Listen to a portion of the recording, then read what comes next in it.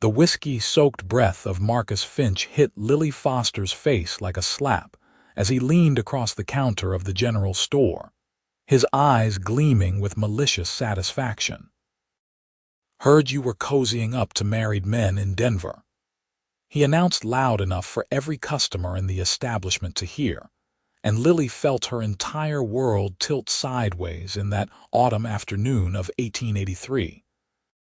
She had arrived in Cheyenne, Wyoming just 3 weeks prior, a young woman of 22 seeking a fresh start after her father's death left her with nothing but debts and bitter memories in Kansas. The position as assistant to Mrs. Henderson at the general store had seemed like providence, a chance to rebuild her life in a bustling town that promised opportunity. Now, as she watched the other customers' expressions shift from friendly curiosity to scandalized interest, she understood how quickly dreams could crumble into dust. "That is absolutely untrue," Lily said, her voice steady despite the trembling in her hands. "I have never been to Denver, and I certainly have not engaged in any improper behavior with anyone." Marcus Finch straightened, adjusting his expensive vest with fingers adorned with rings that spoke of wealth acquired through methods Lily suspected were less than honest. He was a man of influence in Cheyenne, owner of the Silver Creek Saloon, and rumored to have connections with the territorial legislature. His smile was as cold as a January wind sweeping down from the mountains. "That is not what I heard from a very reliable source," he said smoothly. "Fellow said he knew you quite well in Denver, said you broke up his marriage, caused quite the scandal, had to leave town in disgrace." The words hung in the air like gun smoke, and Lily felt the weight of every gaze in the store pressing against her skin. Mrs. Henderson emerged from the back room, her plump face creased with concern and something else, something that looked suspiciously like doubt. That expression cut deeper than Marcus Finch's accusations. "Lily, perhaps you should take the rest of the day, Mrs. Henderson said quietly, not quite meeting her eyes. "But I have never been to Denver," Lily repeated, desperation creeping into her voice despite her best efforts. "This is a complete fabrication. I came here from Lawrence, Kansas, where I cared for my ailing father until his death. I can provide references, documentation of my employment at the hospital there." Marcus Finch chuckled, a sound devoid of warmth. "People running from scandal often have very convenient stories. I am just repeating what I heard, protecting the good people of this town from potential moral contamination." Lily wanted to scream, to rage against the injustice of being condemned without evidence or trial, but she recognized the futility of arguing in this moment. The seed had been planted, and in a frontier town where reputations were as fragile as morning frost, suspicion spread faster than wildfire through prairie grass. She removed her apron with as much dignity as she could muster, folded it carefully, and placed it on the counter. "I have told the truth," she said clearly, looking directly at each person in the store. "I have done nothing wrong, and I pray that the truth will be revealed." She walked out into the bright October sunshine with her head high, though inside she felt as though she were falling through an endless darkness. The street that had seemed so welcoming just hours before now felt hostile, every passerby a potential judge. She had saved enough for 2 months' rent on the small room above the dressmaker's shop, but without employment, that money would disappear quickly. The next 3 days were a lesson in how thoroughly one man's lies could poison an entire community. The dressmaker, Mrs. Carmichael, informed her with apologetic but firm resolve that she could no longer rent to someone of questionable character. The hotel dining room where Lily sought a meal was suddenly full, though she could see empty tables through the window.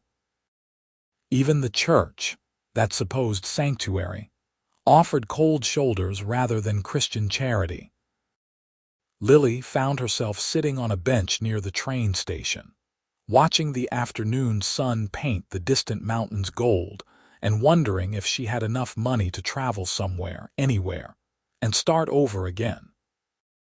But the crushing realization that gossip could follow her, that Marcus Finch's lies might somehow reach whatever new town she chose, made her feel trapped in a way that physical bars never could.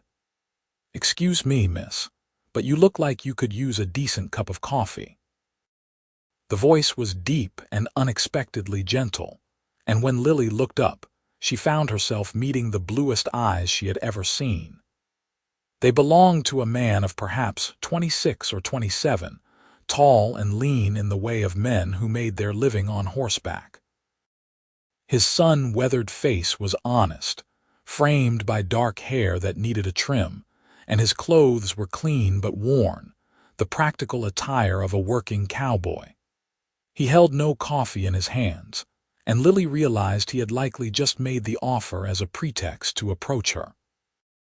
"Thank you, but I am fine," she said automatically, years of proper upbringing dictating her response even in her current desperate circumstances. The man smiled, and it transformed his face entirely, crinkling the corners of those remarkable eyes. "No offense, miss, but you do not look fine. You look like someone who just lost their last friend in the world. I am Samuel Wade, foreman at the Triple Creek Ranch about 10 miles north of town. And before you worry, I am not some stranger with ill intentions. There are at least 5 people watching us right now from various windows and doorways." Despite everything, Lily found herself almost smiling at his directness. "Lily Foster. And I appreciate your concern, Mr. Wade, but unless you can magically restore a destroyed reputation, I doubt even the finest coffee would help my situation." Samuel Wade did not immediately respond. Instead, he settled onto the bench beside her, maintaining a respectful distance, and gazed out at the mountains with the comfortable silence of a man accustomed to wide spaces and his own company. When he finally spoke, his words surprised her. "I heard what happened at the general store." "Well, heard about it. Marcus Finch has been telling his version all over town." Lily's brief moment of levity vanished. "Then you know I am the woman of questionable character. I know you are a woman being slandered by a man I would not trust to tell me the sky was blue," Samuel said flatly. "Marcus Finch is a liar and a cheat, and I have personal experience with both qualities." She turned to study his profile, searching for signs of mockery or manipulation, but found only honest conviction in his expression. "You believe me. You do not even know me."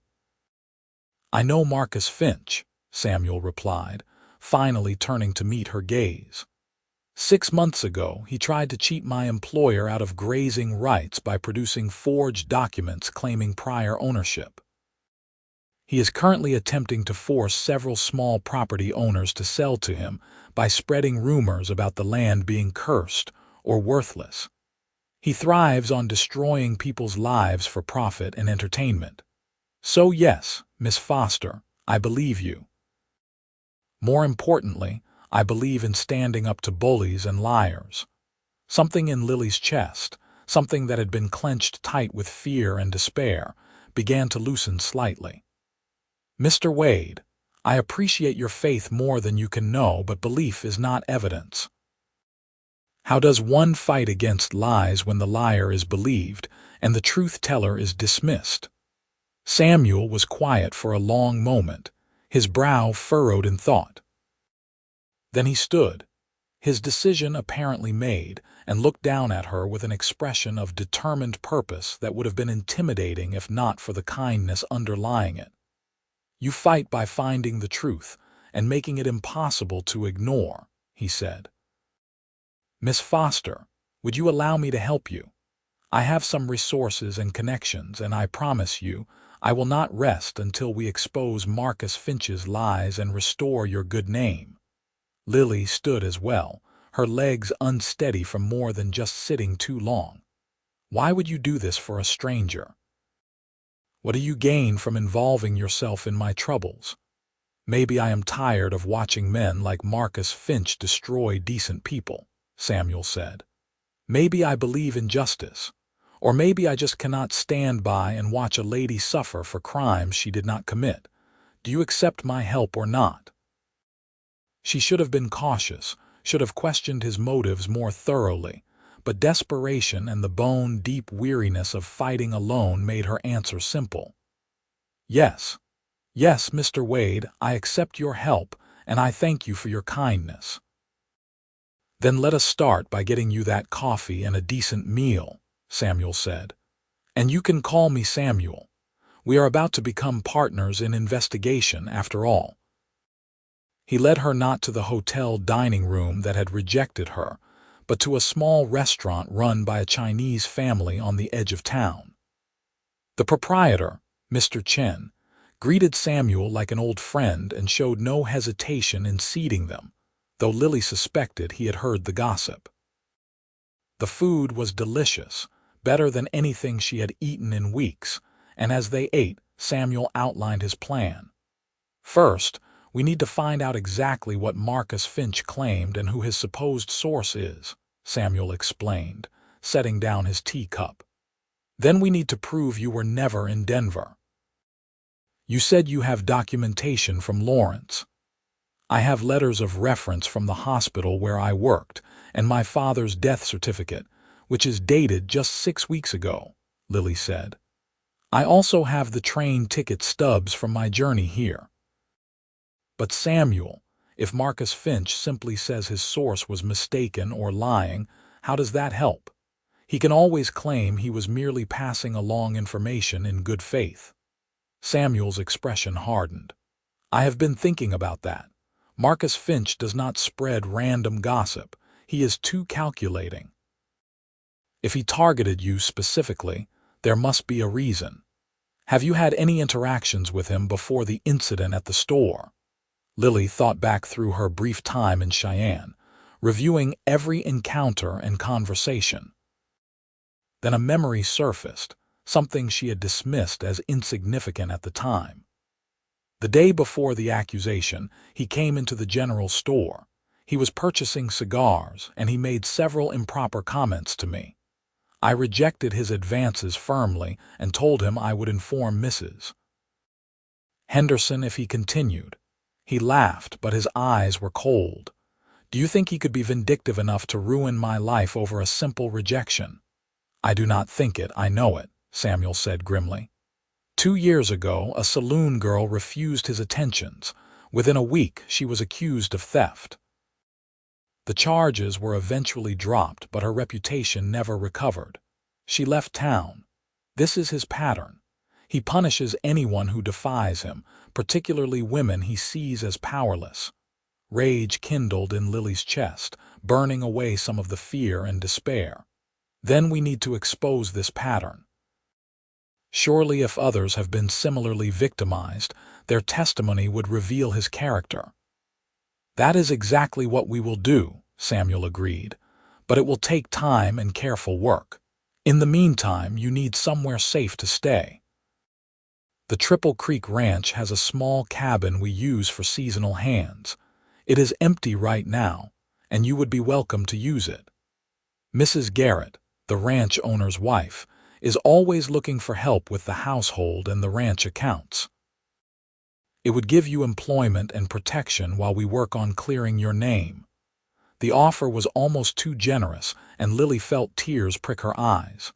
"Samuel, I cannot accept such charity. You have already done so much." "It is not charity, it is employment," Samuel insisted. "Mrs. Garrett genuinely needs help, and you would be doing honest work for honest pay. Besides, the cabin would otherwise sit empty. You would actually be doing us a favor by keeping it maintained." Lily knew he was stretching the truth to preserve her pride, but she also knew she had few options. "Then I accept with gratitude. When can I begin?" "Tomorrow morning. I will bring a wagon to collect you and your belongings," Samuel said. Tonight, I will speak with Mr. Chen about you staying in one of his rooms.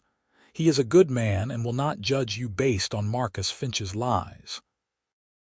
True to Samuel's word, Mr. Chen offered Lily a clean, simple room without hesitation, refusing payment until she insisted she had funds for at least a few nights. That evening, lying on a narrow but comfortable bed, Lily allowed herself to feel the first stirrings of hope since the nightmare began. Samuel Wade was a stranger who had become an ally, and while she tried to convince herself that her gratitude was purely practical, she could not quite ignore the way her heart had lifted when he smiled at her, or how safe she had felt in his presence. The next morning arrived with crystalline clarity, the kind of autumn day that made even troubles seem manageable. Samuel appeared exactly when he had promised, driving a sturdy wagon pulled by 2 patient horses. He helped Lily load her few possessions, which were pitifully meager, the accumulation of a life repeatedly interrupted by loss and necessity. If he noticed how little she owned, he made no comment, simply ensuring everything was securely stowed before helping her onto the wagon seat. The ride to Triple Creek Ranch took them through country that stole Lily's breath with its raw beauty. Rolling grasslands stretched toward mountains that seemed to touch the clouds, and the air was crisp and clean, scented with sage and pine. Samuel kept up an easy conversation, pointing out landmarks and sharing stories about the land and the people who worked it. His love for this country was evident in every word, and Lily found herself relaxing in a way she had not in weeks. The Triple Creek Ranch was more impressive than she had anticipated, a sprawling operation with a substantial main house, several outbuildings and corrals that held some of the finest horses Lily had ever seen. Samuel explained that Mr. and Mrs. Garrett had built the ranch from nothing over 20 years, weathering drought, harsh winters, and economic hardship to create something enduring.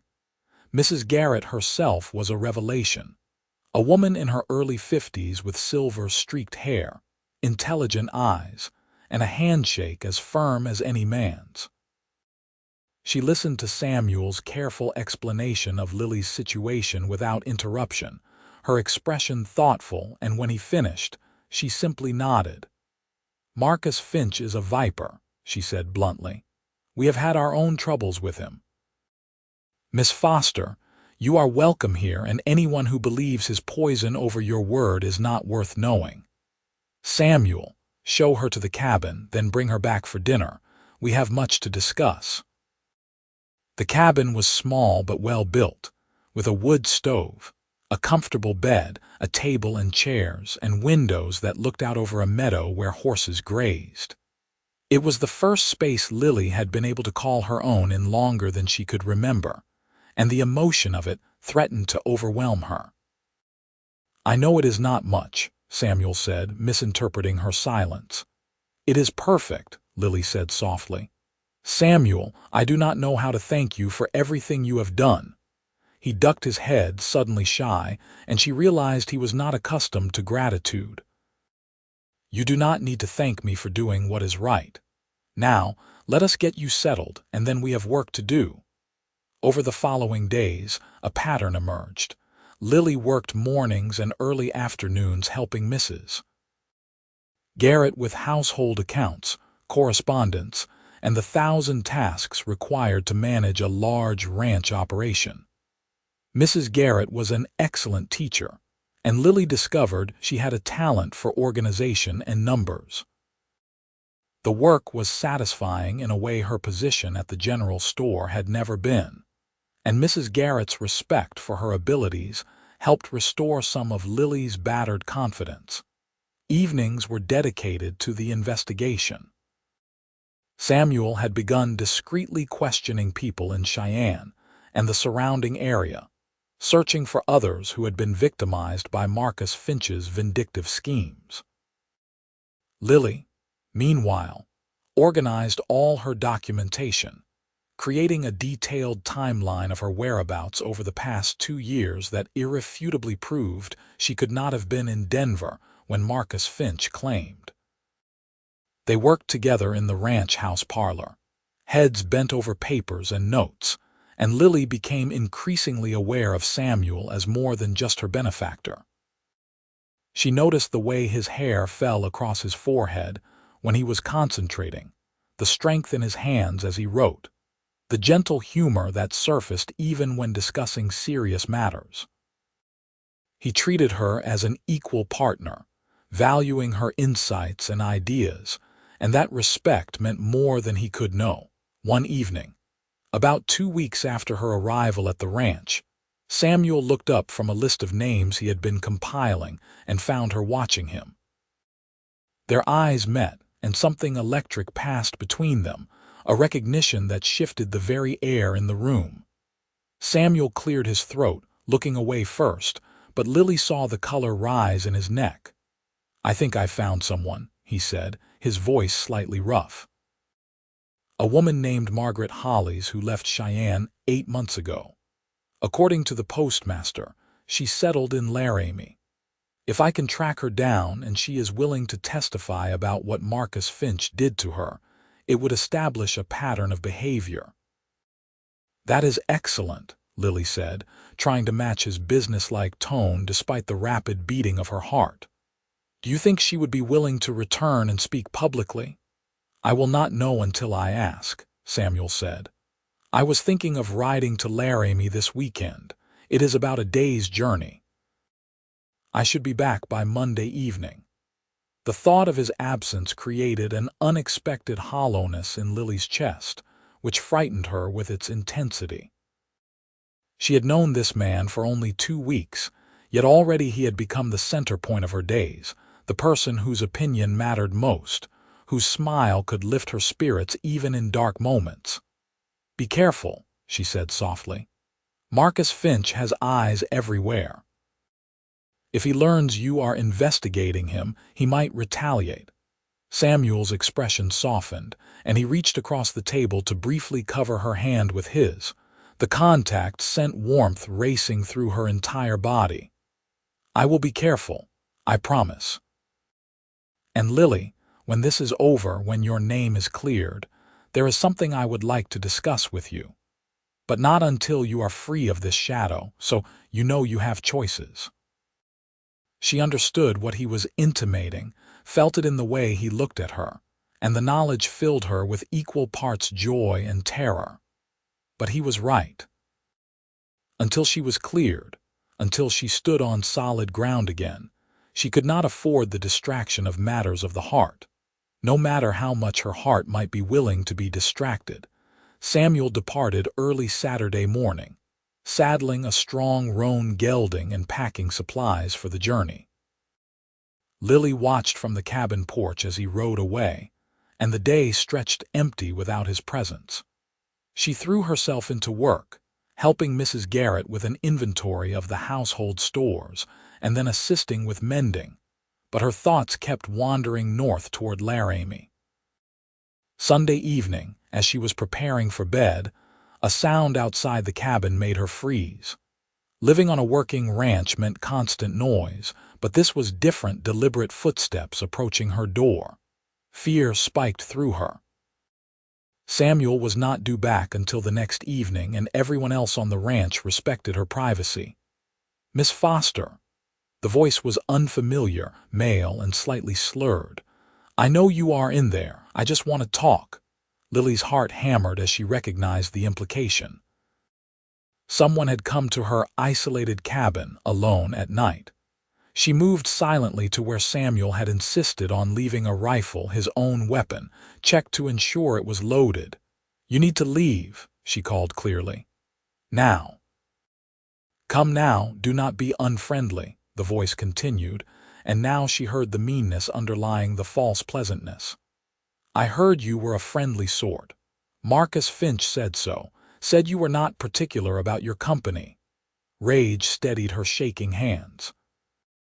"Marcus Finch is a liar and you are trespassing. I have a rifle and I know how to use it. You have 10 seconds to get off this property before I fire." "You would not shoot," the man said, but uncertainty had crept into his voice. Lily raised the rifle, aimed at the door, and fired into the wood above the frame. The report was deafening in the small cabin, and the sound of running feet immediately followed. She stood trembling, the rifle still raised, until she heard Mr. Garrett's voice calling from outside. "Miss Foster."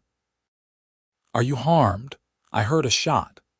She opened the door to find Mr. Garrett and 2 ranch hands, all armed, scanning the area. When she explained what had happened, Mr. Garrett's face darkened with fury. "Did you recognize the voice?" "No, but he mentioned Marcus Finch," Lily said. "He implied that Marcus had sent him, or at least had given him the idea that I would welcome his attentions." "This has gone too far," Mr. Garrett said flatly. "Miss Foster, you will sleep in the main house tonight. Tomorrow we are going to the sheriff, whether Samuel is back or not." Marcus Finch has now escalated from slander to attempted assault, and that cannot be tolerated. Lily spent an uncomfortable night in the Garrett house's guest room, grateful for their protection but furious at being driven from her cabin. By morning, she had transformed her fear into cold determination. She would not be intimidated into silence. Samuel returned Monday afternoon to find Lily, the Garretts, and Sheriff Thomas Hayes assembled in the ranch house parlor. The sheriff was a weathered man in his 60s, known for being fair but also cautious about antagonizing powerful men like Marcus Finch. Samuel's eyes immediately found Lily, scanning her for injury, and the naked concern in his face made her breath catch. "What happened?" he demanded. "Lily, are you all right?" She quickly explained the previous evening's events, watching his expression shift from concern to barely controlled rage. When she finished, he turned to the sheriff with an intensity that made the older man lean back slightly. "Sheriff Hayes, with all due respect, it is past time to address Marcus Finch's behavior," Samuel said, his voice tight with the effort of remaining civil. "This is not just gossip anymore. This is incitement to violence." "Now, Samuel, you do not know that Marcus sent that man," the sheriff began, but Samuel cut him off. "Who else? He spreads lies about Miss Foster's character, and suddenly a stranger appears at her isolated cabin late at night expecting her to be available for his attentions. If that is not a direct result of his slander, I will eat my hat." Sheriff Hayes sighed. "Even if you are right, proving it is another matter. The man did not succeed in harming her, thanks to her good sense and your rifle, and unless we can identify him and get him to testify that Marcus specifically sent him, there is nothing actionable." "Then it is fortunate I have something else," Samuel said, pulling papers from his saddlebag. "I found Margaret Hollies in Laramie. She is willing to testify that Marcus Finch spread false rumors about her after she refused his advances, ruining her business and driving her from town. She will return to Cheyenne if we can guarantee her safety and ensure her testimony will actually matter." He spread additional documents on the table. "I also stopped in Denver on my way back. I spoke with the police there and checked their records. There was no scandal involving anyone matching Miss Foster's description during the time frame Marcus Finch claimed. Furthermore, the city directory shows no one by her name ever living there. I have sworn statements to that effect from the Denver authorities." Lily stared at him, overwhelmed by the thoroughness of his investigation. He had spent his entire weekend tracking down information to clear her name, riding hard and calling in favors, all for her. Sheriff Hayes examined the documents with growing interest. "This is solid work, Samuel. Combined with Miss Foster's documentation of her whereabouts, it effectively proves Marcus Finch's claims are false. But again, he can simply say he was misinformed, that his source lied to him. Which brings us to the real question. Mrs. Garrett interjected. Who was his alleged source? He claimed someone from Denver told him about Miss Foster. We need that name. I tried to find out discreetly, Samuel admitted, but no one seems to know or they are not willing to say. Marcus kept that detail vague, which suggests to me there never was a source. He simply fabricated the entire story. If we can prove that, prove he knowingly lied with intent to harm Miss Foster's reputation, that is defamation, Sheriff Hayes said slowly. It would be a civil matter primarily, but the criminal implications of what happened Saturday night could be pursued if we can establish his culpability in creating the dangerous situation.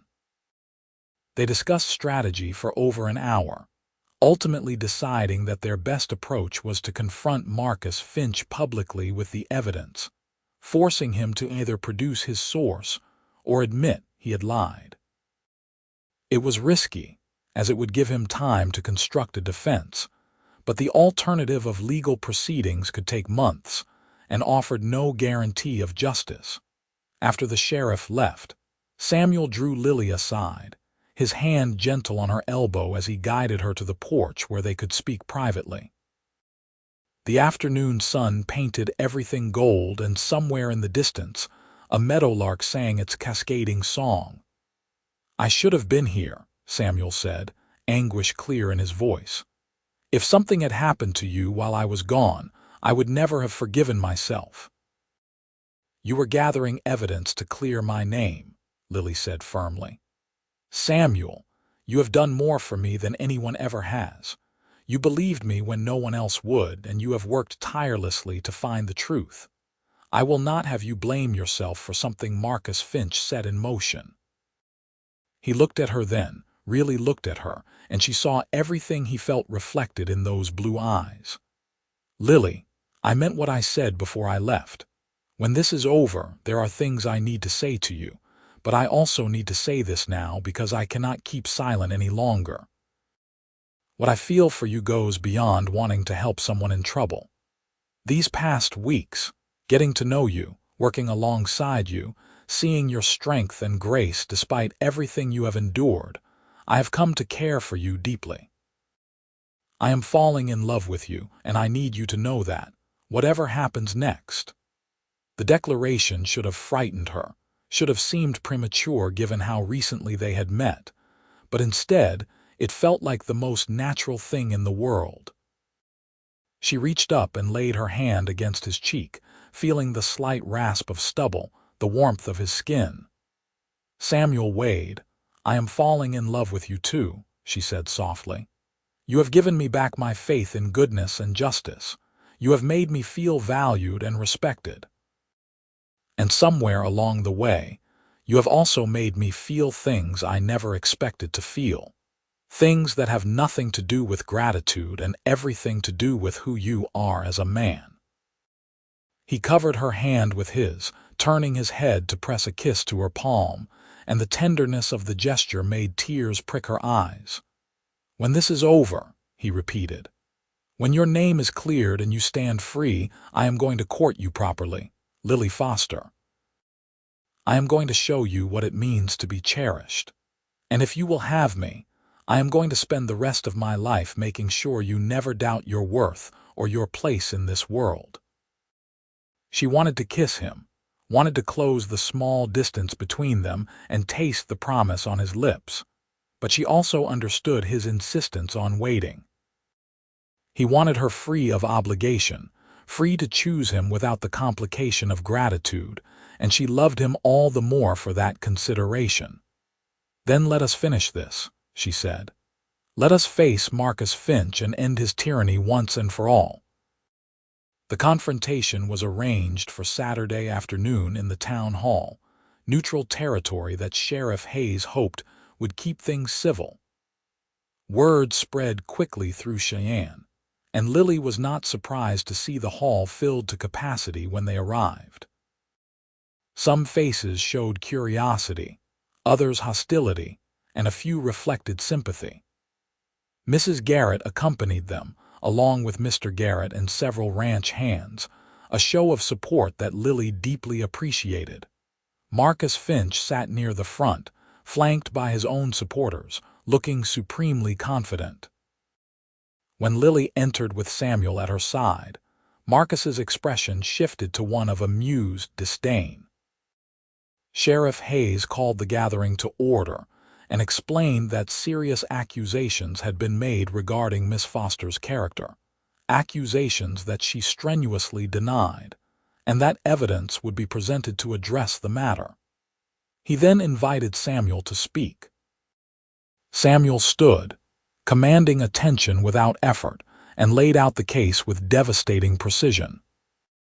He presented Lily's documentation proving her whereabouts, the sworn statements from Denver authorities confirming no scandal involving her had occurred, and finally, Margaret Hollis's written testimony describing how Marcus Finch had destroyed her reputation after she rejected his advances. Mr. Finch claimed he heard about Miss Foster's supposed misconduct from a reliable source in Denver, Samuel said clearly. I challenge him now, in front of this community, to produce that source or admit that no such person exists. Marcus Finch rose slowly, his face flushed but his voice steady. I see no reason to divulge my sources to satisfy your curiosity, Wade. I reported what I was told in good faith. If my source was mistaken, that is unfortunate but hardly my fault. Good faith, Samuel's voice cut like a whip. You spread vicious lies about a woman's character, costing her employment and housing, and you claim good faith. You cannot even provide a name for this alleged source because he does not exist. You fabricated the entire story to punish Miss Foster for rejecting your improper advances at the general store. That is a damned lie, Marcus snapped, his composure cracking. Is it? Mrs. Henderson stood up, her voice shaking but clear. Because I remember you coming into the store that day, Marcus Finch.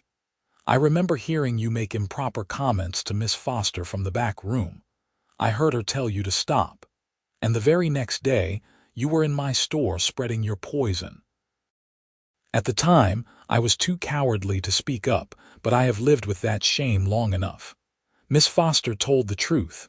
You are the liar. A murmur rippled through the crowd, and Lily saw Marcus's eyes darken with fury. Other voices began to speak up, people sharing their own experiences with Marcus Finch's vindictiveness, his manipulation, his willingness to destroy anyone who opposed him. The tide was turning, and Marcus clearly recognized it. This is a farce, he snarled. A coordinated attack by people jealous of my success. I will not stand here and be slandered in this manner. Then leave, Samuel said coldly, but before you do, know this.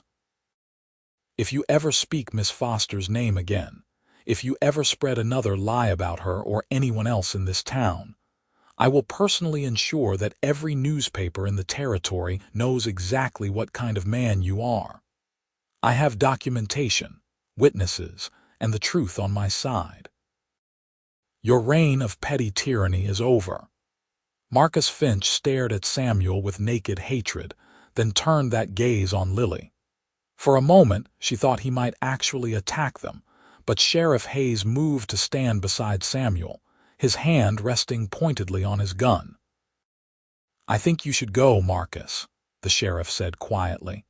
And Samuel is right. Your behavior has been tolerated too long. Consider this your warning. Any more incidents, any more victims, and I will pursue charges regardless of your influence or connections. Marcus Finch left without another word, his supporters trailing after him with considerably less confidence than they had entered. The silence he left behind gradually filled with conversation, and Lily found herself surrounded by people offering apologies, expressing support, and thanking her for standing up to Marcus Finch's bullying. Mrs. Henderson approached with tears streaming down her face. My dear, I am so sorry. I should have believed you from the start. I should have defended you. Please forgive me. Lily embraced the older woman, her own tears falling. "Of course I forgive you. Fear makes us all do things we regret. What matters is that you found your courage when it counted most." The aftermath took weeks to fully settle. Mrs. Henderson offered Lily her old position back, but Lily politely declined, as she had already accepted a permanent role managing the business affairs of Triple Creek Ranch. Several other business owners in Cheyenne made their own apologies, some more sincere than others, but Lily found she had little interest in holding grudges. The weight of false accusations had lifted, and she was more interested in moving forward than dwelling on the past. Marcus Finch left Cheyenne within a month, his influence shattered and his business ventures suffering from the mass exodus of former patrons who now understood his true nature. Rumor had it he moved to California, where hopefully his past would eventually catch up to him. As autumn deepened into winter, Samuel made good on his promise to court Lily properly. He took her on long rides through the countryside, bundled against the cold, showing her the places he loved. They attended church socials and town dances, and Lily noticed how the women who had once shunned her now watched with envious eyes as Samuel Wade, one of Cheyenne's most eligible bachelors, clearly declared his devotion. But it was the quiet moments Lily treasured most. Evenings in the ranch house parlor, sitting beside Samuel as they worked on accounts or simply read, their shoulders touching. Walking through the early snow to feed the horses, his hand warm in hers. The way he looked at her over morning coffee as though she were the finest thing he had ever seen. In December, as the first major snowstorm of winter blanketed the landscape in white, Samuel asked her to take a walk with him despite the cold. They bundled into heavy coats and made their way to a small rise that overlooked the ranch, the valley below transformed into a pristine wonderland. Samuel had brought a blanket, which he spread on a relatively dry rock, and they sat together watching the snow fall in the gathering dusk. "I built a house," Samuel said suddenly, his voice tight with nerves. "Started it in October, right after everything with Marcus Finch concluded. It is about a mile from here on a piece of land Mr. Garrett sold me. Just a small place, 2 bedrooms for now, but with room to expand. There is a good well and a view of the mountains that I thought you might like." Lily's heart began to race, understanding where this was leading. Samuel. He turned to face her, taking both her hands in his.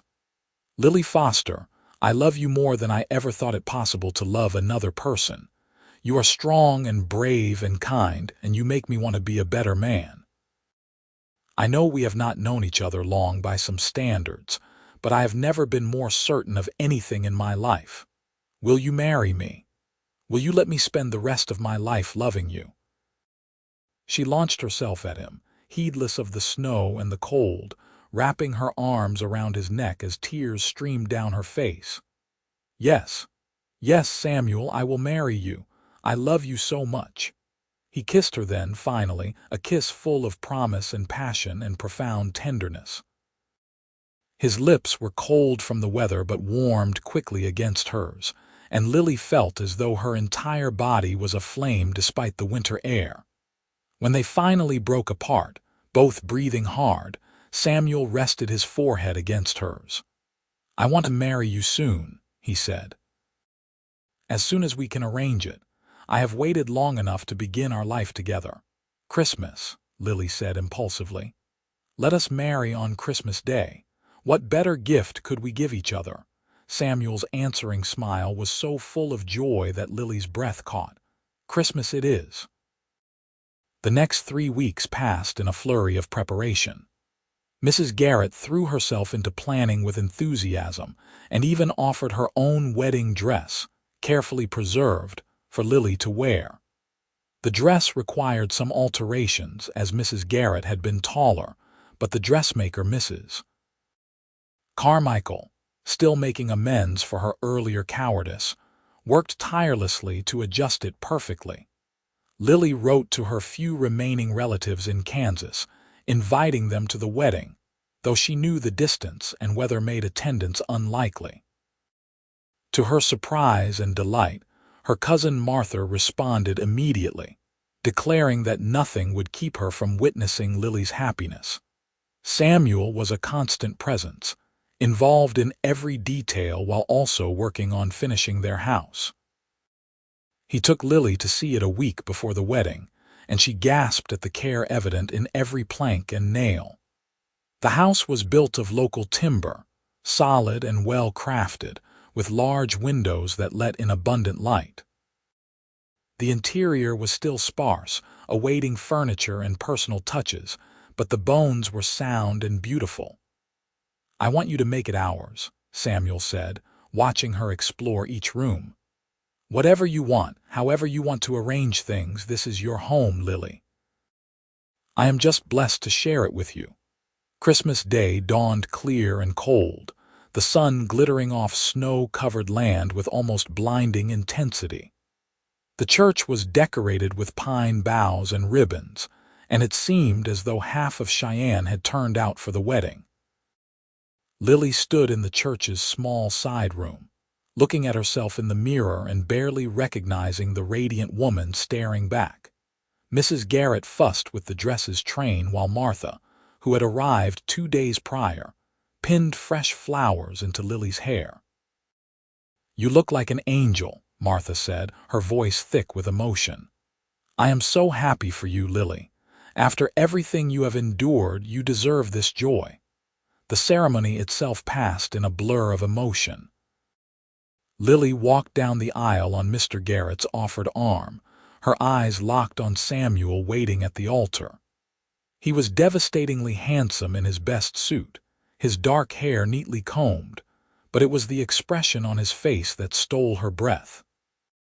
He looked at her as though she were a miracle, as though he could not quite believe she was real and walking toward him. The minister's words about love and commitment and lifelong partnership washed over Lily, but she was only truly aware of Samuel's hands holding hers, warm and steady, and his voice, firm and clear, as he made his vows. When it came time for her own vows, she looked into his blue eyes and spoke from her heart. "Samuel, you believed in me when the world saw only scandal. You fought for me when others would have walked away. You showed me that love is not just passion, but partnership and respect and unwavering support. I promise to stand beside you in all things, to be your partner and your friend, to love you fiercely and faithfully for all the days of my life." When the minister finally pronounced them husband and wife, Samuel kissed her with such tenderness that several women in the congregation audibly sighed. The reception that followed at the town hall was joyous, with food and music and dancing that lasted well into the evening. As Lily danced with her new husband, she marveled at the journey that had brought her here. 6 months ago, she had arrived in Cheyenne alone and vulnerable, seeking nothing more than a chance to survive. She had been brought to her knees by lies and cruelty, had faced the destruction of her reputation, and the loss of everything she had worked to build. But from that darkness had emerged something beautiful and enduring, a love that had proven stronger than gossip, deeper than gratitude, more real than any lie. "What are you thinking?" Samuel murmured, pulling her closer as they swayed to the music. "That I am the most fortunate woman alive," Lily said honestly. "That somehow, from the worst moment of my life, came the best thing that has ever happened to me." "The best thing that happened to both of us," Samuel corrected. "You changed everything, Lily. You made me believe in fighting for what is right, in standing up for people who cannot stand up for themselves.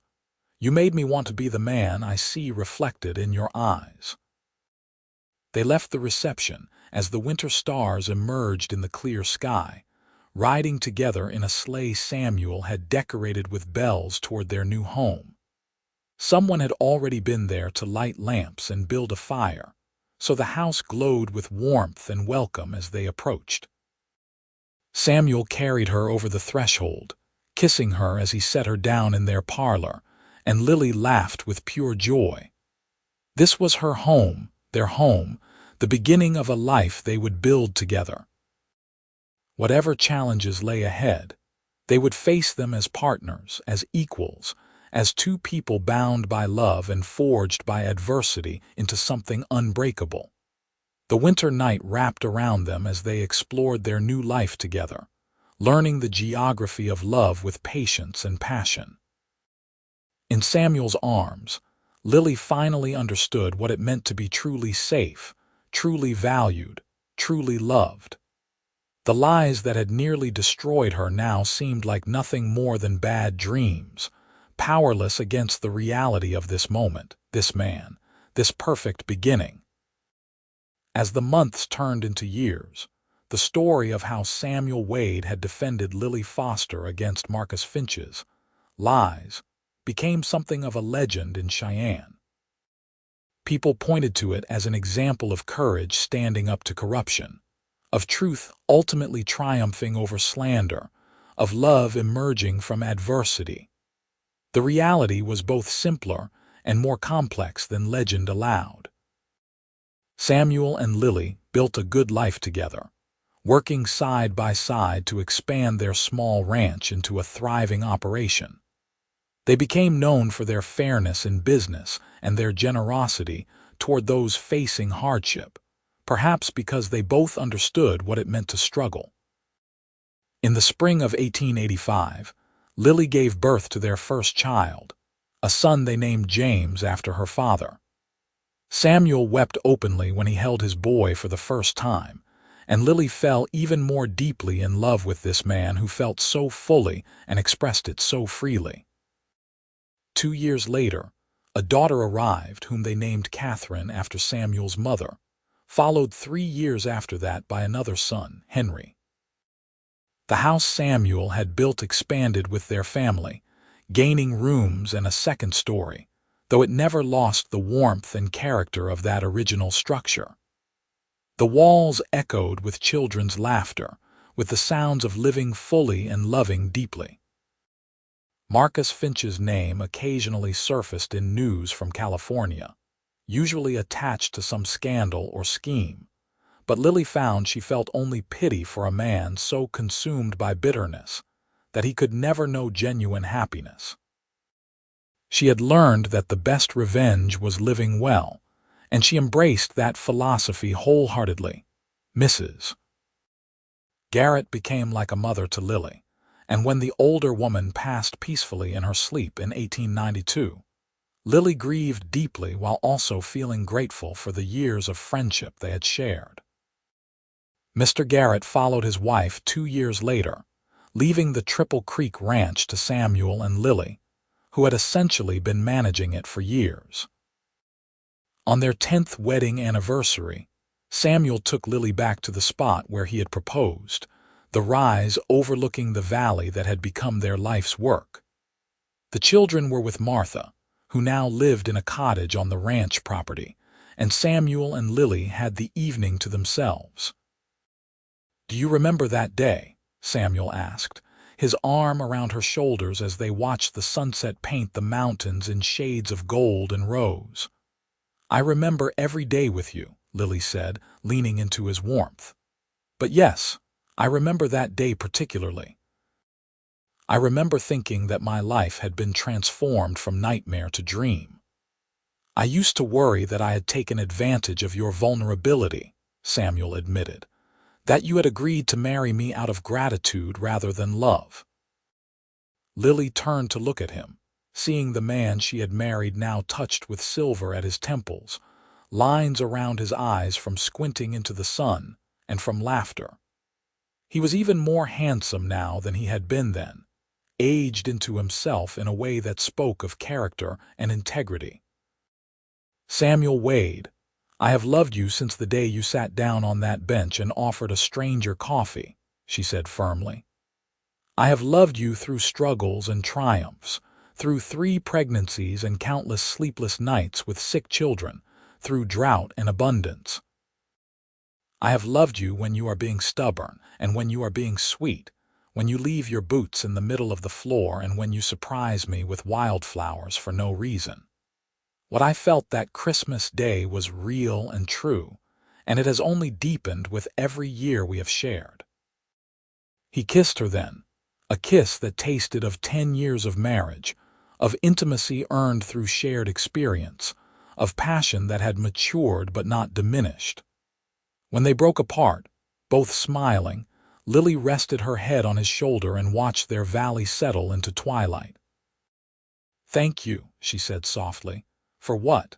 For believing me when no one else would, for fighting for me, for loving me, for building this beautiful life with me." Samuel tightened his arm around her.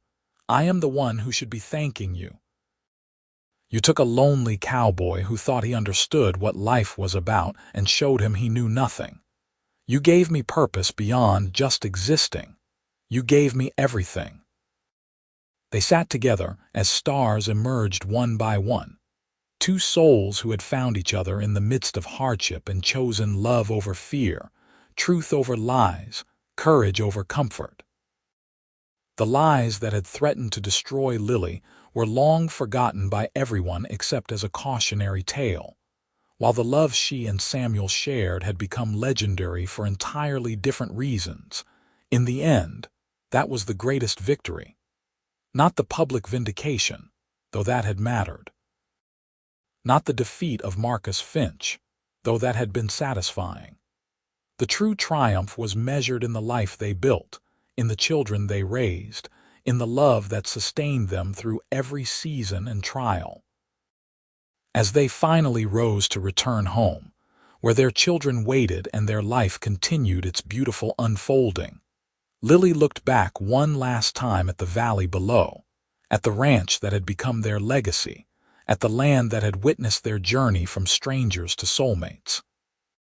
She thought about that terrified young woman who had arrived in Cheyenne believing her life was over, and she wished she could reach back through time to tell her that darkness was not the end, that sometimes devastation cleared the ground for something better to grow, that love was worth fighting for and truth always mattered. But that young woman had learned those lessons through living them, had found her courage and her voice and her happiness through the hardest of paths. And perhaps that was the only way such truths could truly be understood, written not in words but in the very fabric of one's life. Samuel helped her into the wagon, his hand lingering on hers, and Lily smiled at him with all the love in her heart. Tomorrow would bring its own challenges and joys, but tonight was perfect, a moment of peace and gratitude and profound contentment.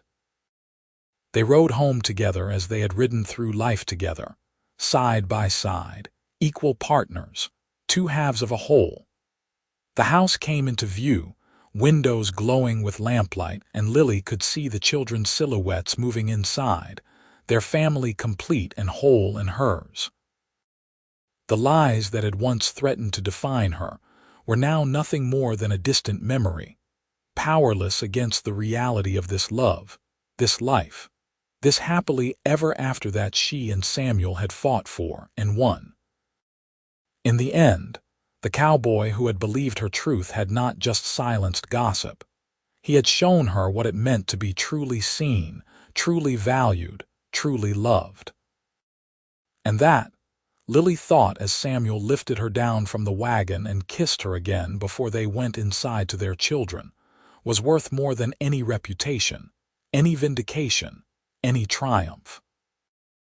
That was the story that mattered, the one she would carry in her heart forever, the one that would echo through generations as their children and grandchildren learned what real love looked like. The door opened before they reached it, and their children spilled out, James tall and serious at 10 years old, Catherine bright and mischievous at 8, and Henry still clinging to the last vestiges of babyhood at 5. They surrounded their parents with hugs and chatter about their day, and Samuel swept Henry into his arms while Lily embraced her daughter. Martha stood in the doorway, her face soft with affection as she watched her cousin's family. "Welcome home," she called. Supper is ready whenever you are." "We are ready now," Lily said, herding her family toward the warmth and light spilling from their home. "We are ready for everything."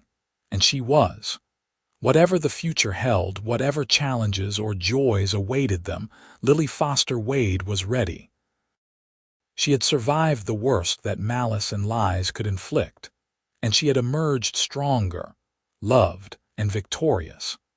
She had a partner who believed in her absolutely, children who would grow up knowing what integrity and courage looked like, and a life built on truth and love. As they sat around the dinner table that evening, Samuel said grace while holding Lily's hand, thanking God for blessings too numerous to count. And Lily, looking at the faces of the people she loved most in this world, added her own silent prayer of gratitude for the cowboy who had believed her truth, for the love that had saved them both, for the life they had created from the ashes of lies and despair. The story that had begun with vicious gossip and public humiliation had transformed into something beautiful and enduring. And as the years continued to unfold, as their children grew and eventually brought home partners of their own, as the ranch prospered and the community thrived, the legacy of Samuel and Lily's love became not just legend but inspiration. They proved that truth could triumph over lies, that love could emerge from adversity, that courage and conviction could change the world in small but profound ways. And every day they lived that truth, hand in hand, heart to heart, building a legacy not of wealth or fame but of love, integrity, and unwavering faithfulness to each other, and to the values they held dear. In the end, that was the greatest story of all, the one worth telling and retelling, the one that mattered most. Not the scandal or the vindication, but the love that endured, the life they built, the happiness they claimed and held onto through every storm and every season. That was their truth, their triumph, their happily ever after.